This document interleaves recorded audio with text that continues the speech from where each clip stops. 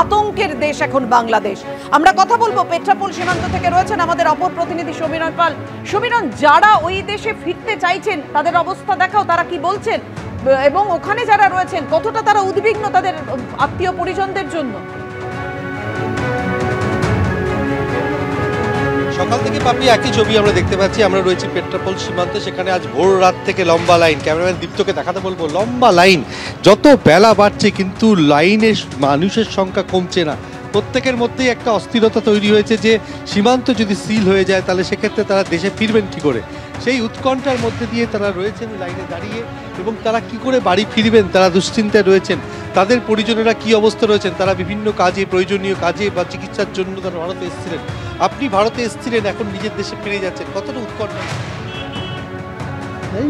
এখন কিভাবে বলা যায় না তো যে কিভাবে উৎকণ্ঠার ভিতরে আছি। এখন দেশে যাব তারপরে বুঝবো পরিস্থিতি। ওখানকার পরিস্থিতি না গেলে বুঝতে পারবো না। শুনছেন? শুনছি তো, যেরকম দেখে আসছি তো ভালোই ছিল, ঠিক আছে। এখন কি, এখন না গেলে বুঝতে পারবো না। সকাল 9টায়। কেন এত? অনেক লোকজন যাচ্ছে, ফিরে যাচ্ছে এইভাবে। আপনারা কতক্ষণ দাঁড়িয়ে? সেই 9টা থেকে। কোথায় যাবেন? নিজের বাড়ি ফিরবো। কি অবস্থা? এখন যাই দেখি কি অবস্থা, না গেলে তো বুঝতে পারবো না। ছিলাম তো অনেকদিন এখানে। শোনা কথায় কান দেওয়া কি ভালো? গুজব তো মানুষ ছড়াবে। কি অবস্থা? বললাম না, তখন আমরা জানি না, 2 মাস ধরে, 2.5 মাস ধরে আসছি, কোনো খবর আমাদের এখানে ভালোই। আমার মেয়ে যে ফোন দিয়েছে বলছে ভালোই আছে, আমাদের এখানে কোনো গ্যাঞ্জাম নেই ঢাকায়।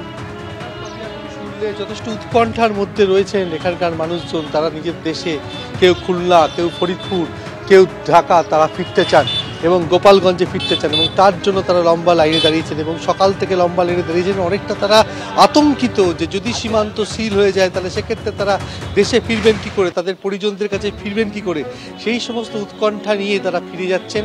এবং ভোর রাত থেকে লম্বা লাইনে ওপারে ফেরার অপেক্ষায় শয়ে শয়ে মানুষ এই সকাল থেকে তারা অপেক্ষা করছে, সব ভূমিতে ফিরতে চাইছেন তারা। আর বাংলাদেশের যে পরিস্থিতি, একের পর এক জায়গায় হিন্দুদের ওপর তো হামলা করা হচ্ছে, মন্দিরের হামলা হচ্ছে, দেখতেই পাচ্ছেন কতটা অশান্ত বাংলাদেশ। অগ্নিগর্ভ পরিস্থিতি জ্বলছে বাংলাদেশ। কক্সবাজার থেকে শুরু করে চট্টগ্রাম, বিভিন্ন জায়গায় এই ছবি ধরা পড়েছে। যে কারণে তড়িঘড়ি বাংলাদেশ থেকে ফিরতে চাইছেন অনেকেই, যে যেখানে পারছেন ফিরতে চাইছেন বাংলাদেশ থেকে, প্রাণে বাঁচতে চাইছেন তারা। দেখুন কিভাবে জ্বলছে বাংলাদেশের চট্টগ্রাম।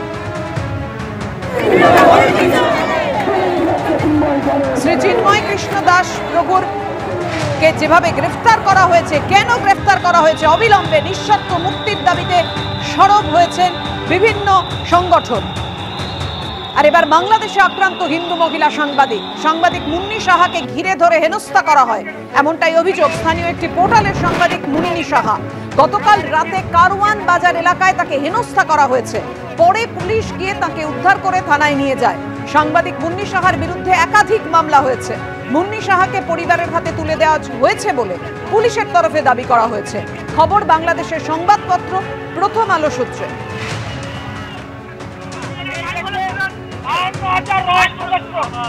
এর ভিতরে আপনি একজন, এই দেশকে আপনারা ভারতের অঙ্গরাজ্য বানাবার জন্য তাই করছেন। ভারত দিয়েছে, আপনি এখনো কেন, আপনার হাতে এখনো ছাত্র হত্যার রক্ত এখন আপনার হাতে লেগে আছে। আপনাদের মতন কিছু কুলাঙ্গার সাংবাদিক পেছনে হচ্ছে সত্যিরা মহৎ পেশা, সত্যের উন্মোচন তারাই করে। আপনারা সত্যিকারের মিথ্যা বানাইয়া এই দেশটাকে একটা কৃষি ভুটানের মতন আপনারা অন্ধকার জগতে বানাই ফেলাইছেন।